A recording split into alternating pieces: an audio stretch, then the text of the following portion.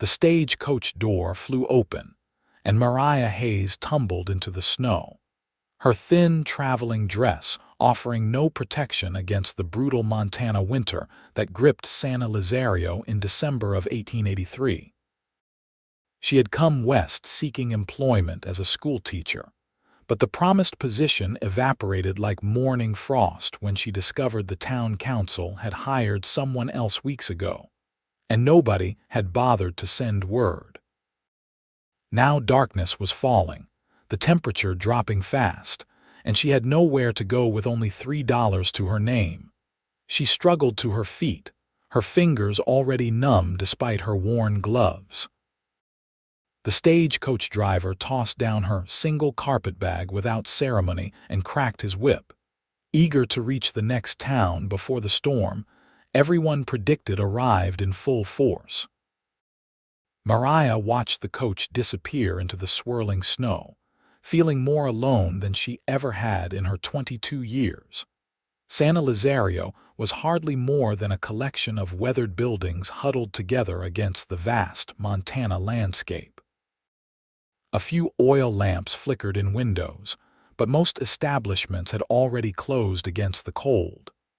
The wind cut through her clothes like a knife, and she knew with sudden clarity that she might not survive the night if she did not find shelter soon.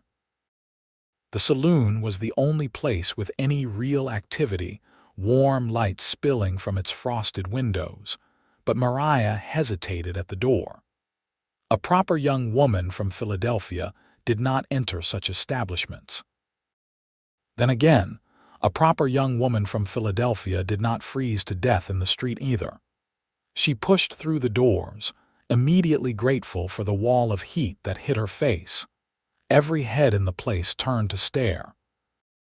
A dozen men, mostly ranch hands and drifters, stopped their conversations mid-sentence. The piano player's hands froze on the keys. Mariah felt her cheeks burn despite the cold still clinging to her bones. "We do not serve ladies here," the bartender said, not unkindly but firmly. He was an older man with a gray mustache and weary eyes that had seen too much. "I am not seeking spirits," Mariah said, hating how her voice trembled. "I need information about lodging. The boarding house appears closed, burned down 3 weeks back," a gruff voice called from a corner table. "Ain't nowhere for a woman to stay in San Elizario unless you got family." Mariah's heart sank. She had known coming west was a risk, but she had been so certain of the teaching position. The letter had been so specific, so welcoming. She had sold everything she owned to afford the journey. "There is the old Harper place," another man suggested. "Been empty since Martha died last spring. Roofs half caved in," someone else countered. "She would freeze for certain." Mariah swayed slightly, exhaustion and cold and hunger all catching up with her at once. She had not eaten since dawn, and that had been only a hard biscuit and some questionable coffee at a way station. A figure rose from a table near the pot-bellied stove, and Mariah found herself looking at perhaps the most striking man she had ever seen. He was tall, well over 6 feet, with dark hair that curled slightly at his collar and eyes the color of good whiskey. He wore the practical clothes of a working rancher, denim and leather, and a wool coat that had seen many winters. There was something in his face that spoke of kindness, though his jaw was strong and his hands looked capable of hard work. "I have got a barn," he said quietly. "It is warm and dry. You are welcome to shelter there tonight, and we can sort out something more permanent in the morning." The saloon erupted in murmurs. The bartender leaned forward. "Jackson, you sure about that? People will talk." "Let them talk," Jackson Xavier said evenly. "Woman needs shelter. Christian thing to do is provide it. My barn's got a tack room with a stove. She will be safe and warm." "I cannot impose," Mariah began, but her teeth were chattering so hard she could barely form the words. Jackson was already pulling on his gloves. "No imposition. I have got 2 horses that appreciate company. Come on, before this storm gets worse." He did not wait for further argument, simply picked up her carpet bag as though it weighed nothing and headed for the door. Mariah had little choice but to follow, though part of her wondered if she was making a terrible mistake. She knew nothing about this man except that he had kind eyes and apparently owned a ranch. Outside, the wind had picked up considerably, and snow was falling in thick, heavy flakes that stuck to everything. Jackson led her to a horse tied at the rail, a sturdy bay gelding with intelligent eyes. "You ever ridden?" he asked. "A few times when I was young. Good enough. You will ride with me. It is only about 2 miles, but in this weather it will take a bit." He swung up into the saddle with easy grace, then reached down for her. Mariah hesitated only a moment before taking his hand. His grip was strong and sure, and he pulled her up behind him as though she weighed no more than a child. She had no choice but to wrap her arms around his waist, pressing close to his back for warmth and security. "Hold tight," he said, and urged the horse forward into the storm. The ride was both terrifying and oddly comforting. Mariah could see almost nothing through the driving snow, but Jackson seemed to know the way by instinct. She clung to him, feeling the solid strength of him through his coat, the steady rhythm of his breathing. He smelled of leather and wood smoke and something clean and masculine that made her feel safer than she had any right to feel with a stranger. The ranch, when they finally reached it, was a surprise. Even through the snow, Mariah could see it was well maintained. A solid house with smoke rising from the chimney, a large barn, several outbuildings, all in good repair. Fencing stretched out into the darkness, suggesting substantial acreage. This was no struggling homestead but a prosperous operation. Jackson rode straight to the barn, dismounting before the doors and then reaching up to help Mariah down. Her legs nearly buckled when her feet hit the ground, but his hands steadied her. "Come on inside," he said. "Let me get you settled, then I will tend to thunder here." The barn was blessedly warm, heated by the body warmth of the animals and by a small stove in the tack room Jackson had mentioned. 2 horses nickered softly from their stalls, and Mariah caught sight of what looked like several milk cows further back. The whole place smelled of hay and animals and leather, earthy and real. The tack room was small but cozy. Besides the stove, there was a cot with several thick blankets, a chair, a small table, and various pieces of equipment hanging from the walls. Jackson quickly got the stove going hotter, adding wood from a neat stack in the corner.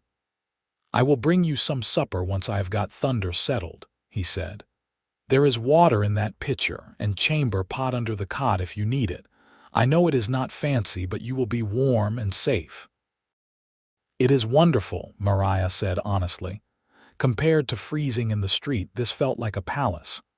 "Thank you, Mr. Xavier. Truly, you may have saved my life." "Jackson," he said. "Just Jackson, and it is no trouble. Get yourself warmed up. I will be back shortly."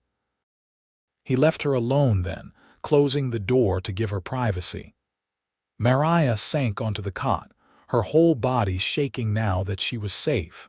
She had been foolish to come west with so little planning, so little money. She could have died tonight, would have died if not for Jackson Xavier's kindness. She pulled off her wet gloves and held her hands near the stove, wincing as feeling returned to her fingers. Her dress was damp at the hem, her boots soaked through. She was just debating whether it would be improper to remove them when Jackson knocked softly at the door. "Come in," she called. He entered carrying a tray laden with food. A bowl of something that steamed and smelled heavenly, thick slices of bread, butter, what looked like dried apple pie, a tin cup of coffee that smelled strong enough to wake the dead. "Beef stew," he said, setting the tray on the table. "Made it myself this morning, so it is nothing fancy, but it is hot and filling. Eat as much as you want. There is plenty more in the house. You made this. Mariah could not keep the surprise from her voice. I have lived alone for 3 years now, Jackson said with a slight smile. Man learns to cook or he starves. I am not saying it is restaurant quality, but it keeps body and soul together. It smells wonderful. Mariah realized she was ravenous. Will you not join me? Already ate. I will leave you to your supper. If you need anything, the house is right over there. You can see it from the barn door. Do not hesitate to come knock if you need something, no matter the hour. Jackson, she said as he turned to leave. He paused, looking back at her. Why are you doing this? You do not know me. I could be anyone. He was quiet for a moment, his eyes thoughtful. My mother always said warmth starts with kindness. She was a good woman, taught me to help folks when I could. You needed help. Simple as that. Then he was gone, leaving Mariah alone with her thoughts and the best stew she had ever tasted. She ate every bite, sopped up the gravy with the bread, devoured the pie. The coffee was indeed strong, but it was hot and it was exactly what she needed. When she had finished, she removed her wet boots and stockings, hanging them near the stove to dry. She kept her dress on, not comfortable enough yet to undress in a strange place, but she loosened the tight bodice and removed the worst of her traveling layers. Then she wrapped herself in the blankets on the cot and let the warmth of the stove and her full belly lull her toward sleep. But sleep did not come immediately. Instead, she found herself thinking about Jackson Xavier. He was younger than she had first thought, probably no more than 25 or 26. There was something solid about him, something trustworthy. He had helped her without expecting anything in return, had treated her with respect and kindness when he could have simply ignored her plight like everyone else in that saloon. And he was handsome. Mariah allowed herself to acknowledge that truth in the privacy of her own thoughts. More than handsome, really. There was something about his face, the strong lines of it, the intelligence in his eyes that made her heart beat a little faster.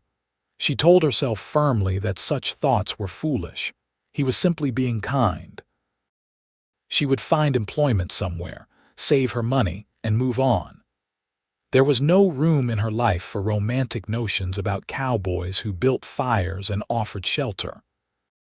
But the thought of his hands lifting her onto the horse, the solid warmth of his back during that ride through the storm, the quiet strength in his voice when he had stood up for her in the saloon, all of these things followed her into her dreams.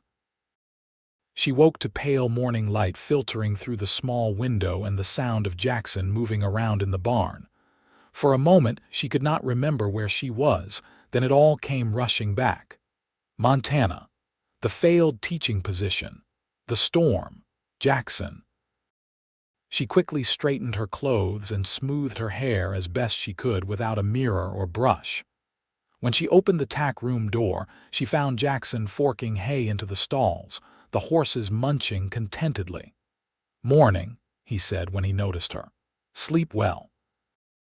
"Better than I have in weeks," she admitted. "The stagecoach seats were not exactly comfortable." "I imagine not. You hungry? I was about to head up to the house for breakfast.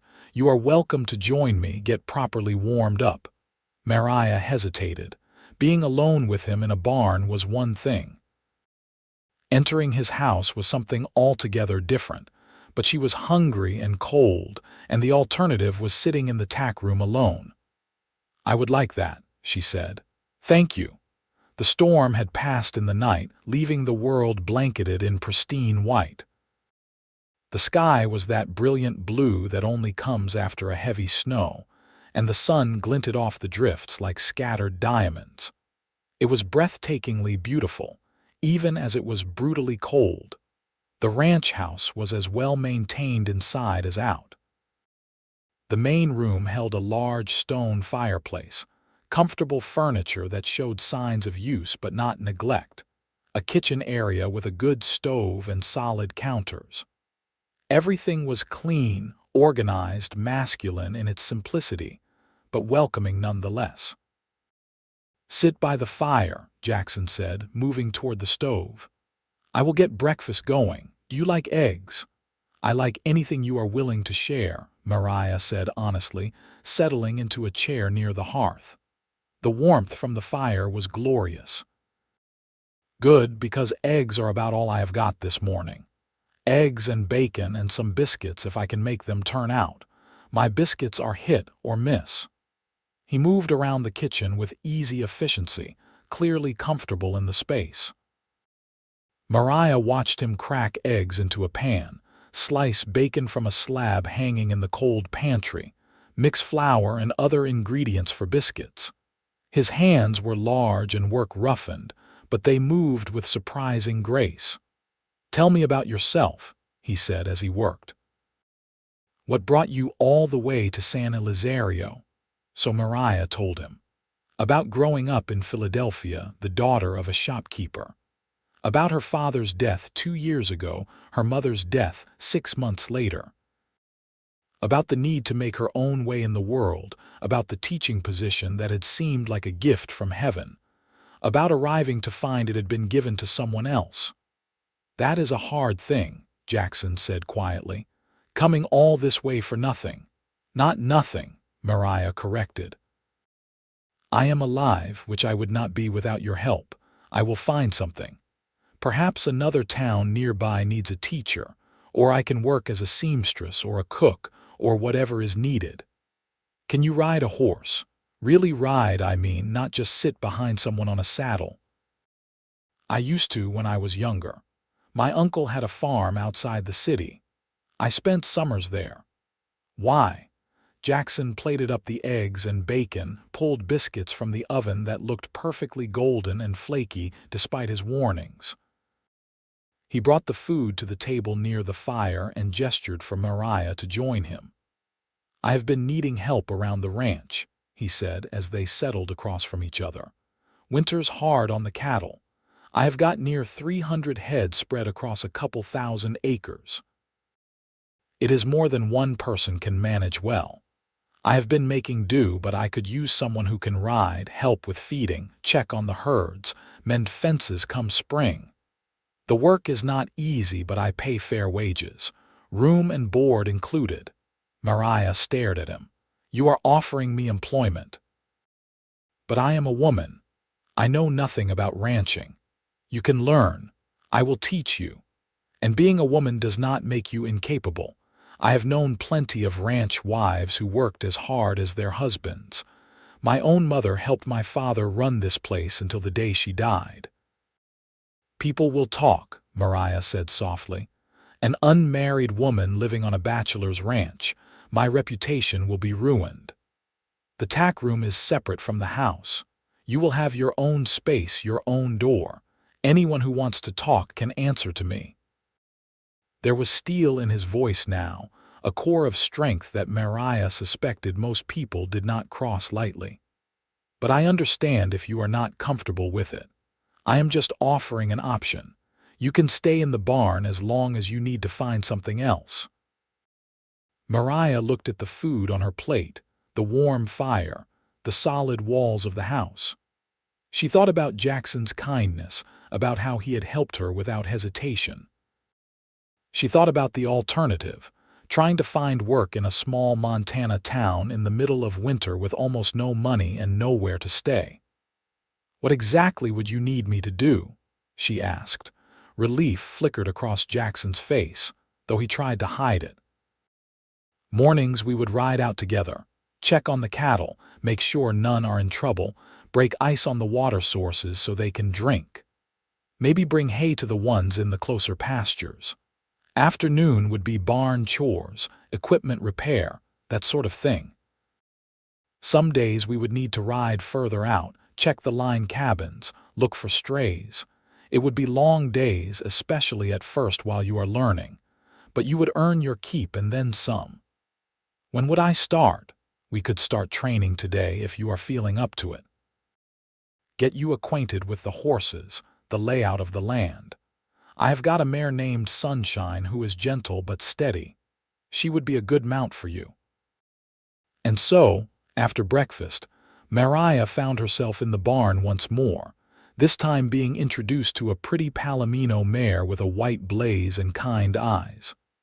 Jackson showed her how to saddle the horse properly, how to check the cinch, how to adjust the stirrups for her height. His hands brushed her several times during the lesson, and each time Mariah felt an odd flutter in her stomach that had nothing to do with nervousness about riding. They spent the morning riding the closer pastures, Jackson pointing out landmarks, explaining the layout of the ranch, showing her where the cattle tended to congregate. The land was stunning, vast open plains dotted with cattle, backed by distant mountains that rose like sentinels against the blue sky. The cold was intense, but Jackson had insisted she borrow a heavier coat, gloves, and a wool scarf that wrapped around her face and head. "The Xavier Ranch has been in my family since 1865, Jackson told her as they paused on a rise overlooking a valley where perhaps 50 cattle grazed. "My grandfather claimed the land after the war, built the original cabin. My father expanded, built the current house, grew the herd. I grew up here, learned the land the way some kids learn to read." "Where are your parents now?" Mariah asked gently. "Both gone. My father died when I was 19, thrown from a horse. My mother held on for a few more years, but I think her heart was broken. She passed 3 years ago, peaceful in her sleep. Since then it has been just me and the ranch. That must be lonely." Jackson was quiet for a moment, his eyes on the horizon. "It is. I had thought maybe I would marry by now, have a family. But the right woman never came along, and I was not about to marry just for the sake of having someone in the house. My parents loved each other truly. I want that for myself, or nothing at all." There was something in his voice that made Mariah's heart ache. She understood loneliness. She had felt it keenly after her parents died, that sense of being utterly alone in the world. Looking at Jackson now, silhouetted against the winter sky, she felt a connection forming, delicate as spider silk but real nonetheless. The days fell into a rhythm after that. Mariah moved into the tack room properly, making it her own space with the few possessions she had brought west. Jackson found her more suitable clothing for ranch work, including a split skirt that allowed her to ride properly and warm wool pants she could wear under her dresses. He never made her feel inadequate when she struggled with something, never showed impatience with her questions. He was a patient teacher, demonstrating tasks as many times as needed, praising her when she got something right.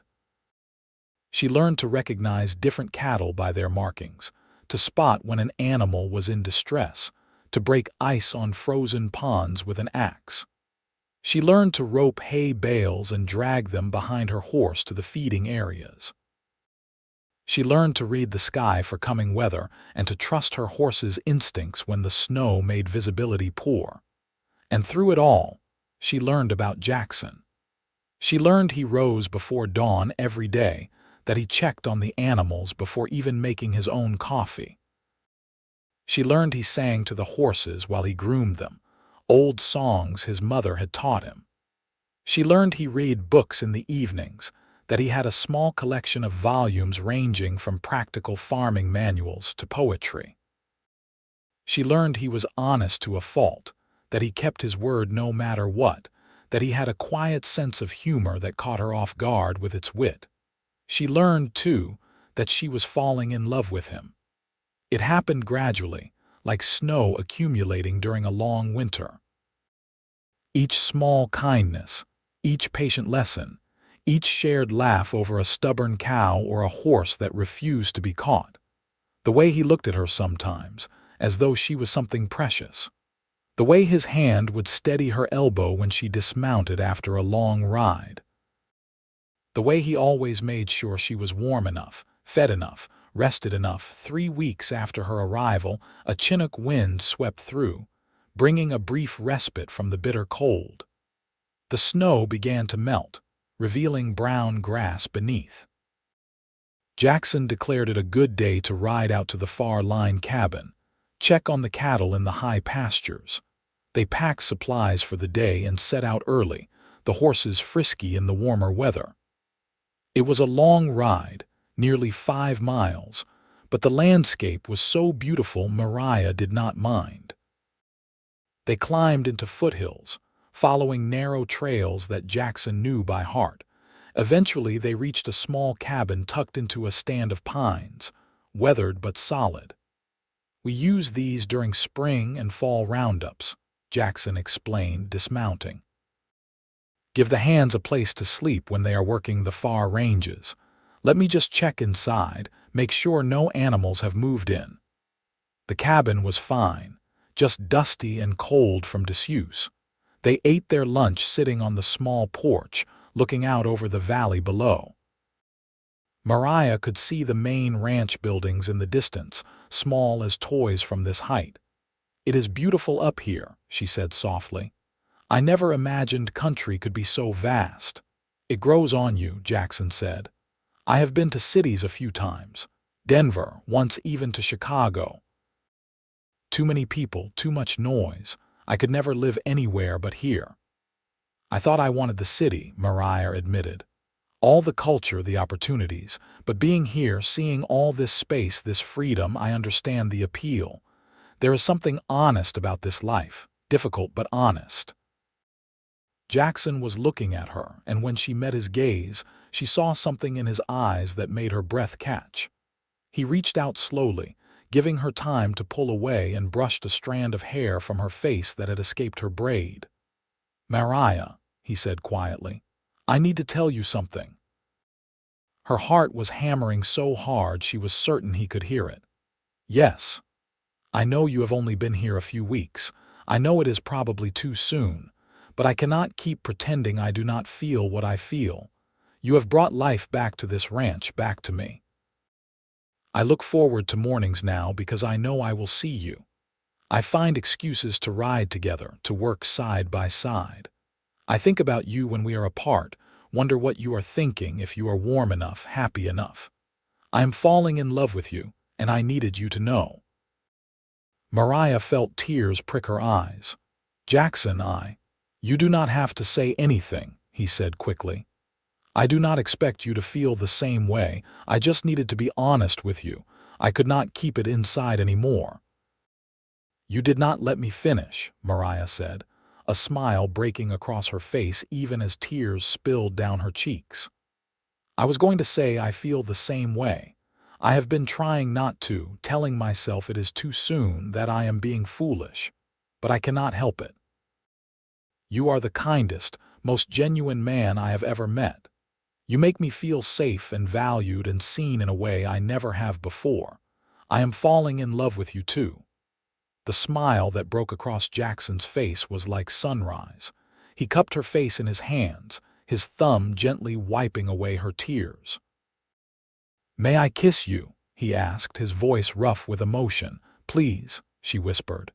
His lips were gentle on hers, soft and questioning. Mariah leaned into the kiss, her hands finding their way to his shoulders, feeling the solid strength of him. The kiss deepened, sweet and searching, full of all the feelings they had both been holding back. When they finally pulled apart, both were breathing hard, eyes wide with wonder. "I want to do this right," Jackson said. "Court you properly. I know the circumstances are unusual, you living on my ranch, working for me. But I want everyone to know my intentions are honorable. I want to marry you, Mariah, if you will have me. Not right away, not until you are ready. But that is my intention, my hope." "I want that too," Mariah said. "I never thought I would find someone who sees me as an equal, as a partner. But that is what you have shown me from the start. You did not see a helpless woman that night in town. You saw a person who needed help, and you gave it without judgment. You have taught me so much, trusted me with work that matters. You have given me a place in your life, not just in your home." They sat together on that porch for a long time, hands linked, talking about everything and nothing.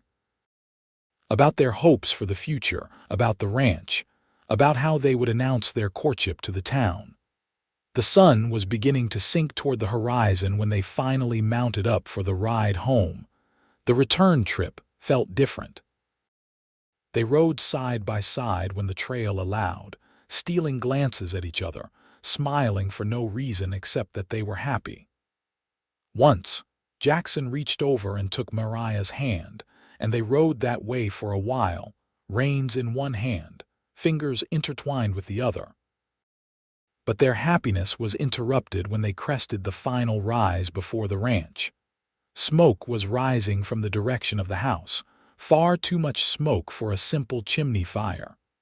"Something is wrong," Jackson said, already urging Thunder into a gallop. They raced down the slope, hearts pounding with fear. As they got closer, they could see flames licking from one of the outbuildings, the small structure where Jackson stored his winter hay supply. Two figures were beating at the flames with blankets, and as they drew closer still, Mariah recognized the bartender from town and another man she did not know. Jackson leaped from his horse before Thunder had fully stopped. "What happened?" "Fire started about an hour ago," the bartender called, his face black with soot. "We were riding past, saw the smoke. Been trying to contain it, keep it from spreading to the barn." Jackson grabbed buckets and everyone worked frantically, forming a chain from the water pump to the fire. The cold actually helped, the water freezing into an icy barrier that the flames could not easily cross. It took over an hour of exhausting work, but finally the fire was out, leaving the hay storage building a blackened ruin but the rest of the ranch intact. "Thank you," Jackson said, shaking hands with both men. "If you had not seen it when you did, I could have lost everything." "How did it start?" Mariah asked, studying the remains of the building. "That is what I would like to know," the bartender said grimly. "I found this near the back." He held up a tin that had once held kerosene. "This was not an accident, Jackson. Someone set this fire deliberately." Jackson's face went hard. "Who would do such a thing?" "I have some suspicions," the bartender said. "You know Clayton Morris has been wanting to expand his holdings. He has tried to buy your water rights before. And I have told him no every time. But setting fires, that would be attempted murder, not just business. Desperate men do desperate things. His ranch has been struggling. Rumor is he owes money to some dangerous people back east. Your water access would make his land 3 times as valuable." Mariah felt cold that had nothing to do with the temperature. "Will he try again?" "Not if I confront him," Jackson said, but the bartender shook his head. "No proof, just suspicions. You go accusing him without evidence, you will only make things worse. Better to be vigilant, keep watch. I will put word out in town. Folks here do not take kindly to arson. The community will look out for you." After the 2 men left, Jackson and Mariah stood looking at the destroyed building. Most of his winter hay was gone, months of work and planning up in smoke. "I will need to ride to Helena, try to buy replacement hay," Jackson said tiredly. "It will cost a fortune this time of year, but the cattle need it to survive until spring grass comes in." "I will go with you," Mariah said firmly. 2 sets of eyes are better than one if someone is trying to hurt you, and you should not face this alone." Jackson pulled her close, resting his chin on top of her head. "I do not want to put you in danger. We face it together," Mariah said. "That is what partnership means." They spent that night taking turns keeping watch, one sleeping in the house while the other walked the property with Jackson's rifle. Nothing happened, but the tension was exhausting. When morning came, they made preparations for the trip to Helena. The journey took 2 days each way, traveling through country that was still locked in winter's grip. They stayed in a hotel in Helena, Jackson insisting on separate rooms despite the expense. He found a feed supplier who had hay to sell, but at nearly triple the normal price. It would cost him most of his savings, but he had no choice. The cattle had to eat. On the ride back, leading a wagon loaded with hay, they talked about what would come next. "I will not let Morris drive me off my land," Jackson said. "That ranch is my family's legacy. But I will not put you at risk either. Maybe you should stay in town for a while just until this is settled." "Absolutely not," Mariah said. "I told you we are in this together. Besides, I can shoot. My uncle taught me when I was young. I am not helpless." "I know you are not helpless. But you are precious to me. The thought of something happening to you because of my problems, I could not bear it." "Then we will be careful," Mariah said. "We will keep watch, be smart. But I am not leaving. This is my home now, too." When they returned to the ranch, they found the local sheriff waiting. He was a weathered man named Tom Granger who Jackson clearly respected. "Heard about your fire," Granger said without preamble. "Also heard Clayton Morris was seen in the area that day, though he claims he was just passing through. I cannot arrest a man on suspicion, but I can make it known that this ranch is under watch. I have also had a word with Morris. Made it clear that any more incidents and I will be looking at him very carefully." "Did he admit anything?" Jackson asked. "No, but he knows I am watching now. That might be enough to make him back off." Granger tipped his hat to Mariah. "Madam, I hear you are working here now, that true?" "Yes, sir," Mariah said, lifting her chin. "Is that a problem?" "Not for me. Just making sure you are here of your own free will, not being pressured or taken advantage of." "I am here because I choose to be," Mariah said firmly. "Jackson has treated me with nothing but respect and fairness." Granger nodded. "Good enough for me. You need anything, either of you, send word to town. We take care of our own in San Elizario, and like it or not, you are one of us now." After the sheriff left, Jackson turned to Mariah with a wry smile. "Well, I guess our courtship is public knowledge now." "I suppose it is. Does that bother you?" "Not even a little bit. I am proud to be courting you, Mariah Hayes. I want the whole territory to know." As winter slowly gave way to early spring, the relationship between Mariah and Jackson deepened. They worked together during the days, their partnership becoming more seamless as Mariah gained skill and confidence. In the evenings, Jackson would come to the main house, and they would sit by the fire, talking for hours about everything under the sun. He was courting her properly, treating her with old-fashioned gentlemanly courtesy that made her heart sing. He brought her wildflowers when he found the first brave blooms pushing through the melting snow. He read poetry to her by firelight, his deep voice turning words into music. He taught her to dance in the kitchen, humming the tunes his mother had loved. And he kissed her, sweet stolen moments that left them both breathless and wanting more but holding back because they wanted to do things right. In early April, Jackson rode into town and returned with a small velvet box. That evening, he asked Mariah to take a walk with him despite the chill in the air.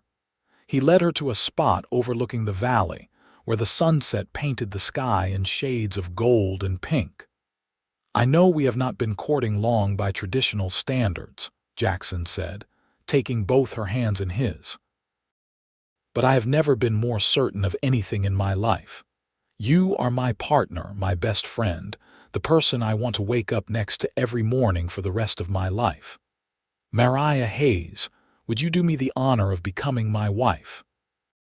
He opened the box to reveal a simple gold band set with a small diamond. "It was my grandmother's ring. My mother wore it too. I know it is not fancy, but—" "It is perfect," Mariah whispered, tears streaming down her face. "Yes, Jackson, yes, I will marry you. Nothing would make me happier." He slipped the ring onto her finger and it fit as though it had been made for her. Then he kissed her, long and deep, pouring all his love and promise into that kiss. When they finally broke apart, both were grinning like fools. "How soon can we marry?" Jackson asked. I know women usually want time to plan, but I am impatient to start our life together properly." "As soon as you want," Mariah said. "I have no family to invite, no elaborate plans needed. Just us and our promises is enough for me." "A month then. Give people time to prepare, but not so long I go crazy waiting." "A month sounds perfect." They married on a bright May morning with half the town in attendance. The ceremony was held at the small church in San Elizario, with the minister's wife playing piano and everyone singing hymns with more enthusiasm than skill. Mariah wore a simple dress of cream-colored silk that Jackson had insisted on buying her, with wildflowers woven into her hair. Jackson wore a new suit that made him look both handsome and slightly uncomfortable, though his eyes never left Mariah's face. When the minister pronounced them husband and wife, Jackson kissed her with such tenderness that more than one person in the congregation wiped away tears. The celebration afterward was held at the ranch, with tables set up in the yard, food provided by every family in the area. There was music and dancing and laughter, the whole community coming together to celebrate the union. As the sun set and the guests began to depart, Jackson swept Mariah into his arms and carried her across the threshold of the house, both of them laughing. "Welcome home, Mrs. Xavier," he said, setting her down gently in the front room. "I have been living here for months," Mariah pointed out, but she was smiling. "That was different. Now it is truly your home, our home." That night they came together as husband and wife, learning each other with tenderness and passion. Jackson was patient and gentle, making sure Mariah felt safe and cherished. And when they finally lay tangled together in the darkness, both thoroughly satisfied and happy, Mariah thought she had never felt so complete. "I love you," she whispered against his chest. "I love you too," Jackson replied, pressing a kiss to the top of her head. "Thank you for taking a chance on a lonely cowboy. Thank you for building me a fire when I needed warmth the most. You saved my life that night in more ways than one." The months that followed were some of the happiest of Mariah's life. She and Jackson worked the ranch together, equal partners in every way. When spring roundup came, Mariah rode with the crew Jackson hired, proving herself capable of handling cattle and rope with the best of them. The men who initially questioned a woman doing ranch work quickly learned to respect her skill and determination.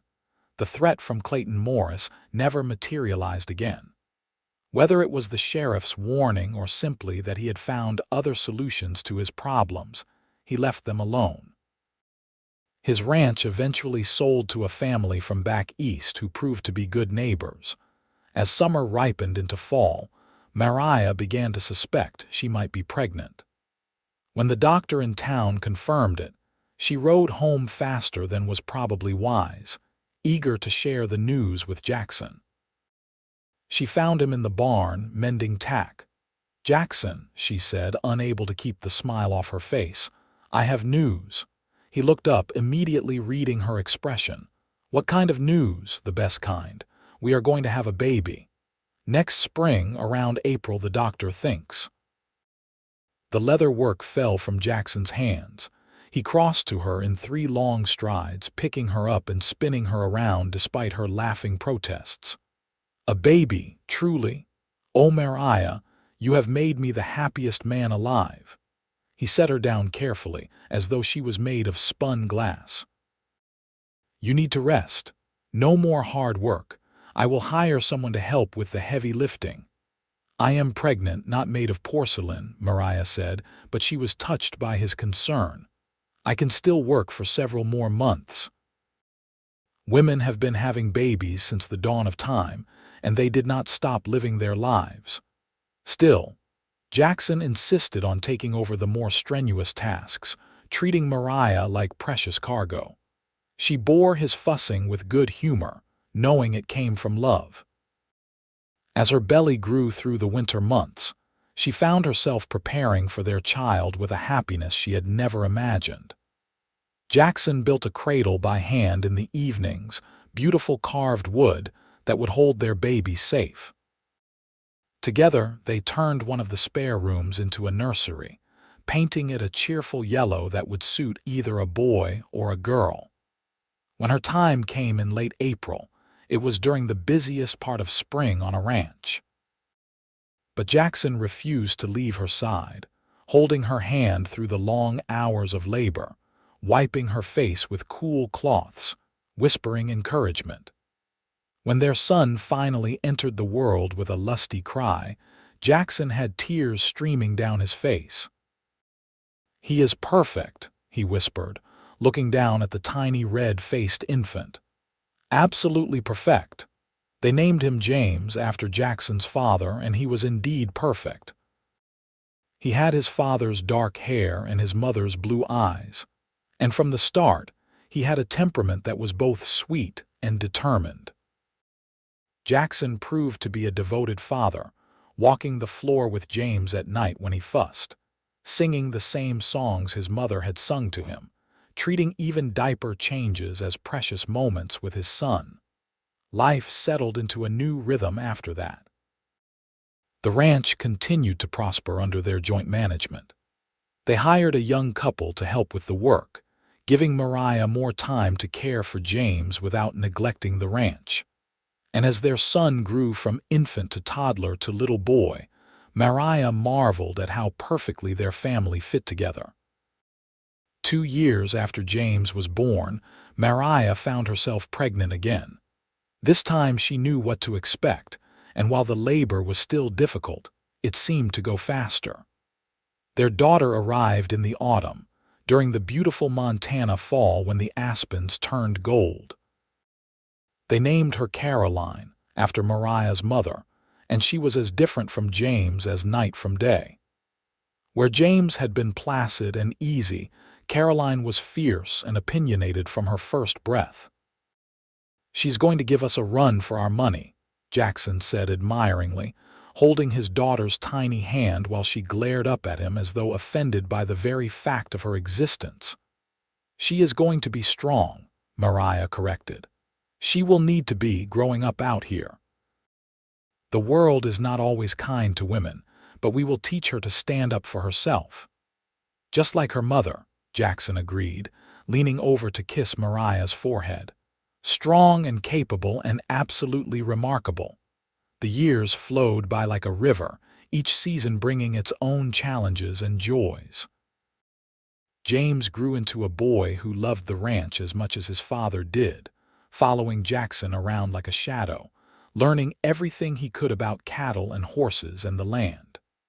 Caroline was equally at home outdoors, but she also inherited her mother's love of books and learning. Mariah taught both children to read and write, giving them lessons in the morning before the day's work began. The town of San Elizario grew and changed around them. The railroad came through in 1890, bringing easier access to markets for their cattle. More families settled in the area, and a proper school was finally built. Mariah was asked to serve on the school board, her experience and education valued by the community. Jackson became known as one of the most successful ranchers in the territory, not just for his prosperous operation, but for the fair way he treated his employees and the generosity he showed his neighbors. On their 10th wedding anniversary, Jackson arranged for the hired couple to watch the children and took Mariah back to the spot where he had proposed. The valley was bathed in golden afternoon light, the cattle grazing peacefully below, mountains standing sentinel in the distance. 10 years, Jackson said, holding Mariah's hand. "Sometimes it feels like yesterday that I first saw you walk into that saloon, half frozen and completely lost. Other times it feels like I have known you my whole life." "I was so scared that night," Mariah remembered. "I thought I had made the worst mistake of my life coming west, but it brought me to you, and I would not change a single moment." I think about what might have happened if I had not been in town that night, if I had stayed home, if someone else had offered help first. I could have missed my chance at the greatest happiness I have ever known. But you were there, Mariah said, turning to face him fully. You built me a fire when I was freezing. You offered shelter when I had nowhere to go. You saw me as a person worth helping, worth teaching, worth loving. You gave me everything I never knew I needed. Jackson cupped her face in his hands, those same strong, capable hands that had pulled her onto a horse a decade ago. Warmth starts with kindness. That is what my mother always said. I think she would be happy to know that her words led me to you, led us to this life together. I think she would be very proud of you, Mariah agreed. Of the man you are, the father you have become, the life we have built together. They kissed then, long and sweet and full of the love that had only deepened over the years. When they finally pulled apart, both were smiling. Ready to head home? Jackson asked. The kids will be missing us. Our kids, our home, our life, Mariah said contentedly. I am ready. They mounted their horses and rode down toward the ranch, side by side as they had been for a decade. The sun was setting, painting the sky in brilliant colors. Smoke rose from the chimney of their home, welcoming them back. Their children would be watching for them, eager for the special treats Jackson had promised to bring back from town. As they reached the barn and dismounted, James came running out with Caroline close behind. At 8, James was already responsible enough to have been helping with evening chores. Caroline, at 6, was more likely to have been reading in a corner of the barn than actually working, but her enthusiasm made up for it. Did you bring the candy? Caroline demanded immediately. What about hello first? Jackson teased, but he was already reaching into his saddlebag to pull out paper-wrapped peppermints. Hello, Papa, hello, Mama, did you bring the candy? Caroline amended without missing a beat, making both parents laugh. They walked together to the house, Jackson carrying Caroline on his shoulders while James walked beside Mariah, telling her about everything that had happened during the few hours they had been gone.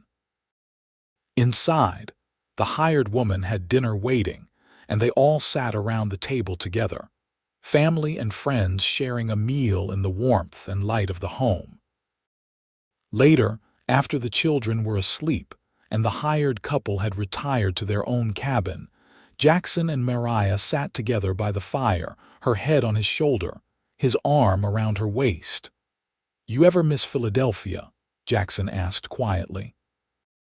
The city life, the culture, all the things you gave up, Mariah considered the question seriously.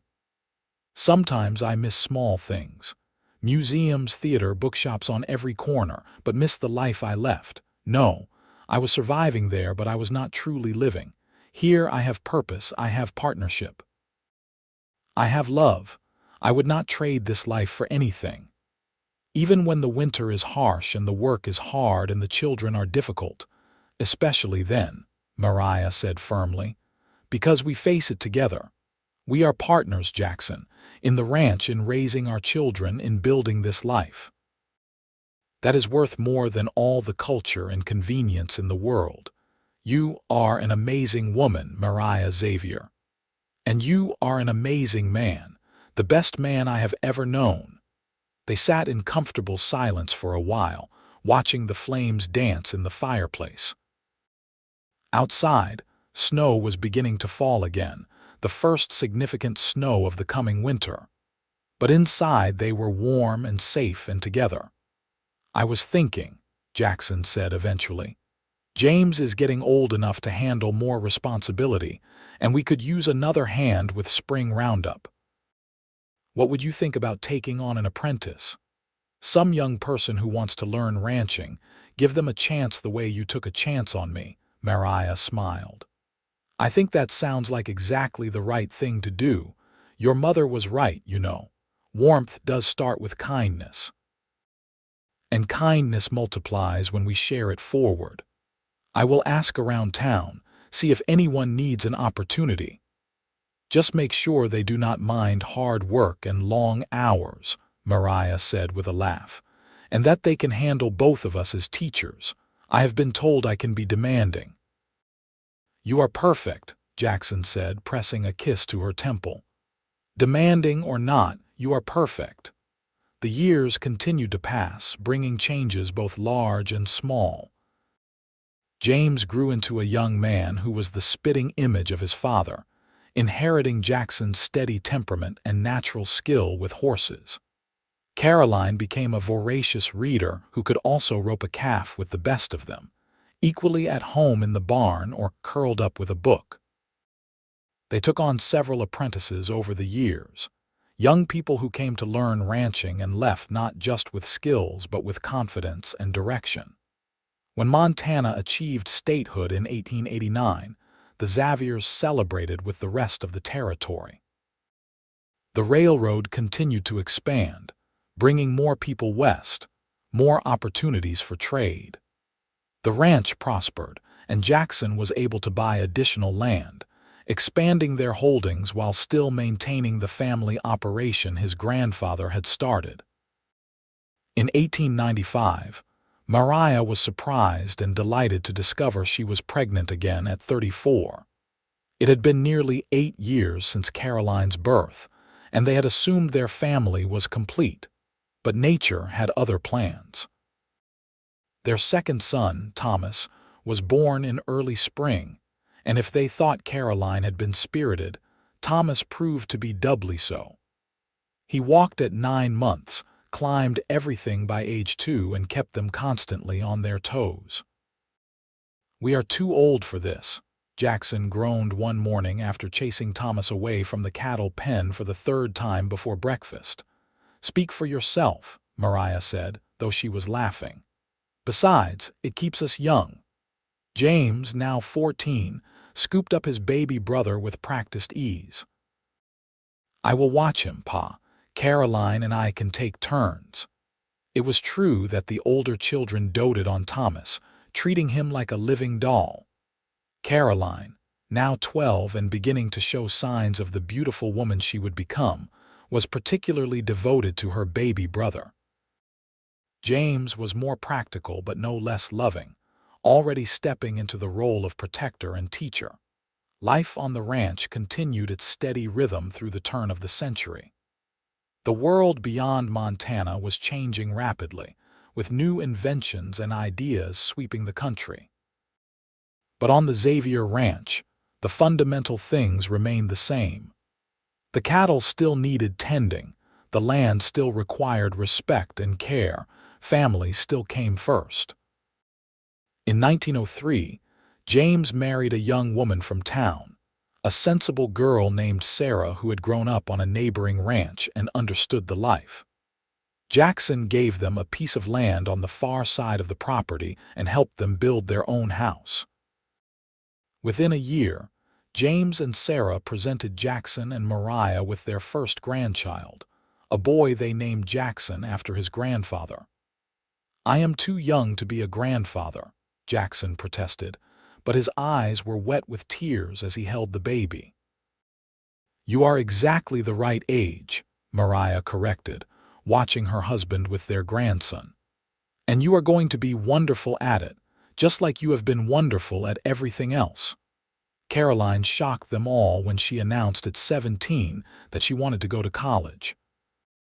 It was unusual for women, especially ranch women, but she was determined. She wanted to study law, she declared, and fight for the rights of women and workers. Jackson was uncertain at first, worried about his daughter going so far from home.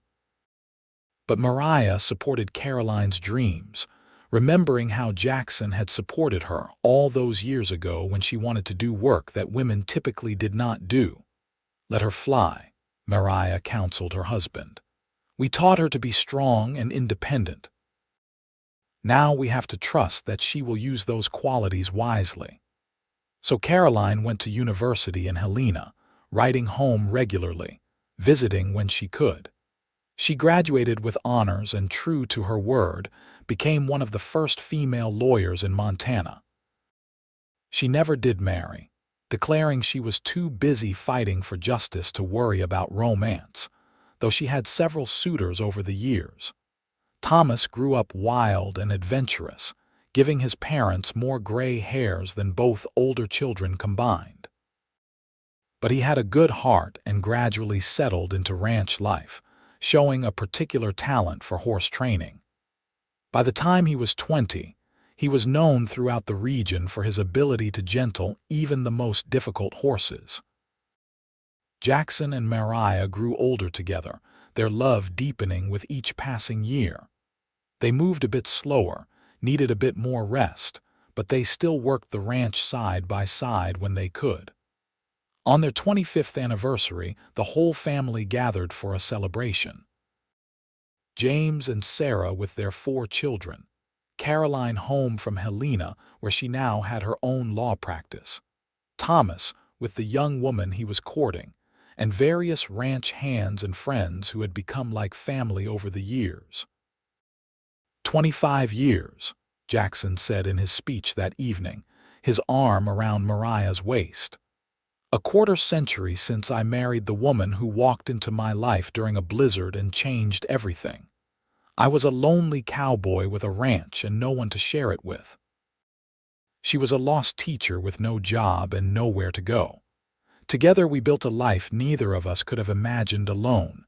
We built a family, a legacy, a home full of love and laughter and occasional chaos. Everyone laughed, knowing he was referring to Thomas's latest misadventure, which had involved a runaway horse and a very muddy irrigation ditch. Mariah Xavier, Jackson continued, turning to look at his wife. You are still the most beautiful woman I have ever seen. You are still my best friend, my partner, my great love. Thank you for taking a chance on me all those years ago. Thank you for every day since. Thank you for building me a fire, Mariah said softly, though her voice carried in the quiet room. Thank you for showing me that warmth starts with kindness, and that kindness can build a love strong enough to last a lifetime. They kissed to applause and cheers from their family.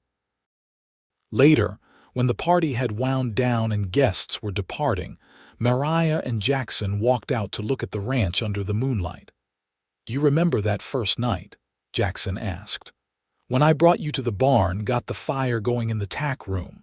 I remember every detail, Mariah said. I was so cold, so scared, so alone. And you appeared like an answer to a prayer I had not even known to say. You gave me shelter, gave me warmth, gave me hope. I had no idea that helping a stranger would lead to all this, Jackson said, gesturing at the ranch, at the house full of family. I just knew you needed help and I could provide it. That is who you are, Mariah said. That is who you have always been. Kind, generous, good to your core. Our children inherited that from you. They are all out there making the world better in their own ways because they learned from your example. They stood together in comfortable silence. 2 people who had become one through years of shared joys and sorrows, triumphs and challenges. The ranch land stretched around them, silver in the moonlight. Somewhere a cow lowed softly to her calf. A horse whinnied from the barn. The sounds of home, of life, of love built on a foundation of simple kindness. What do you want for the next 25 years? Jackson asked. More of this, Mariah said simply. More time with you, with our family, watching our grandchildren grow, maybe even great-grandchildren if we are blessed with enough years, working this land together as long as we are able, growing old with you. That sounds perfect to me. And it was perfect, in the way real life is perfect, not without challenges or sorrows, but full of love and meaning and purpose. They did have more years together, though not quite 25 more. Jackson passed away peacefully in his sleep in 1920 at the age of 62, Mariah holding his hand.